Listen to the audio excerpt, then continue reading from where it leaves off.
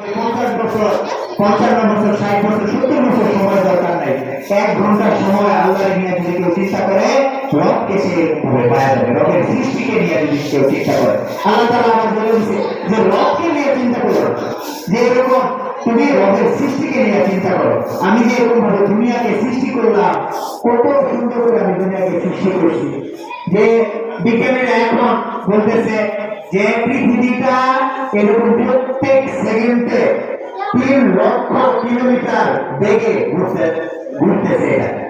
আমাদের যে গাড়ি ঘন্টায় 100 কিলো 150 কিলো যায়, যে বুলেট ট্রেন আছে জাপানিরা এরকম ভাবে তারা এটা আবিষ্কার করছে, যেটা 512 না এরকম ভাবে 550 কিলো ঘন্টায় এরকম ভাবে বেগে যায়। আর এই দুনিয়াকে আল্লাহ সৃষ্টি করছে যে দুনিয়া প্রত্যেক সেকেন্ডে, ঘন্টায়ও না, সেকেন্ডে 3 লক্ষ এরকম ভাবে গতি নিয়ে আসে ঘুরতেছে। বিজ্ঞানীরা বলছে এই দুনিয়াটা যদি 1 সেকেন্ডের জন্য এরকম ভাবে থাইমা যায়, দুনিয়ার এই ঘূর্ণ যদি থাইমা যায় তাহলে সমস্ত কিছু চূর্ণ বিচ্ছিন্ন এরকম ভাবে হয়ে যায়।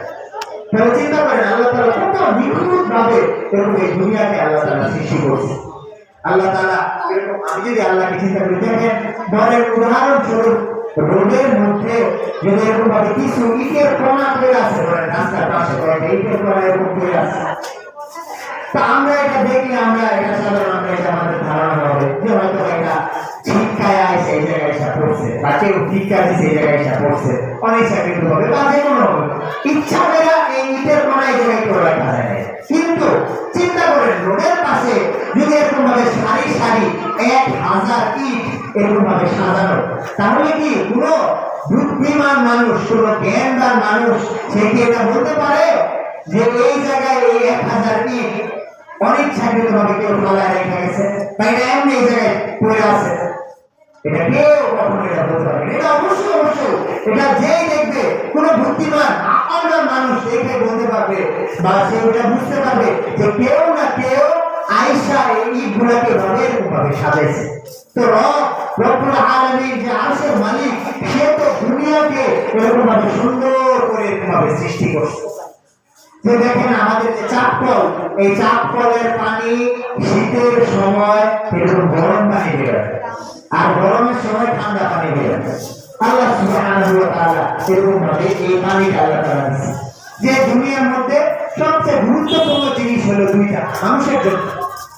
প্রথমটা হলো পানি, আর একটা হলো এরকম ভাবে অক্সিজেন, যেটা আমরা এরকম ভাবে গ্রহণ করি। গাছের মাধ্যমে আল্লাহ তাআলা এই বিশেষ আল্লাহ নিয়ামত আমাদেরকে দান করে।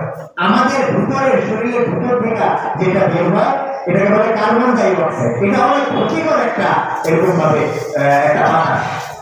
এই বাতাসটা ক্ষতিকর। এই বাতাসের মধ্যে অনেক ধরনের এরকম ভাবে ভাইরাস। আর যে অক্সিজেন আমরা নেই গাছের কাছ থেকে, ওই অক্সিজেন হলো একেবারে পিওর, আমাদের শরীরের জন্য খুবই উপকারী। আল্লাহ তাআলা এই অক্সিজেনকে আমাদের জন্য, এই মানবের জন্য আল্লাহ তাআলা এটাকে ফ্রি করে দিয়েছে। পানি আমাদের খুবই গুরুত্বপূর্ণ একটা জিনিস। এই পানিকে আল্লাহ তাআলা ফ্রি করে দিয়েছে। খুব অল্প দামে আল্লাহ তাআলা এরকম পানি।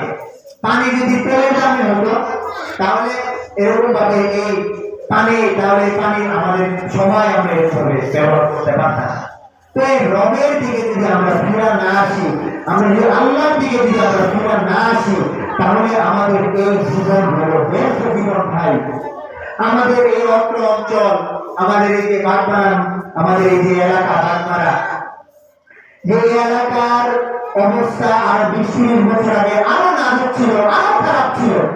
আমরা এরকম ভাবে শুনছি এরকম অনেক বেহাল অবস্থা ছিল। আলহামদুলিল্লাহ কাজী আহমদ সাহেবের মাধ্যমে উনি আমাদের এই বাগমারা একটা ছেলেদের মাদ্রাসা এরকম ভাবে প্রতিষ্ঠিত করছেন।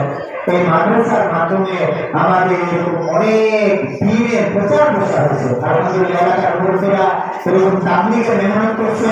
তাবলীগের মেহনতের মাধ্যমেও আমাদের এই এলাকার মধ্যে এরকম ভাবে দিনের প্রচার হয়েছে। তো আলহামদুলিল্লাহ আল্লাহ তাআলা এই রওজাতুল বানাত মাদ্রাসার জেনারেল পরিচালিকা আছেন, জেনারেল যারা পরিচালনা করেন, যেরকম ভাবে হাফিজ সাহেব, ওনারাও এরকম ভাবে এই দিনের এরকম ভাবে এই দিনের জন্য, এই মেয়েদের দিনের শিক্ষা আল্লাহকে আল্লাহ চেনার জন্য, জানার জন্য এই ব্যবস্থা এরকম ভাবে এই এলাকার মানুষের জন্য করছেন। আমাদের এরকম ভাবে আমরা এই প্রতিষ্ঠান এই যে আল জামিয়াতুল আরবিয়া হযরতুল বানাত মহিলা মাদ্রাসা, এটা তো আমাদের ভাটমারার প্রত্যেকটা মানুষের আমাদের প্রতিষ্ঠান।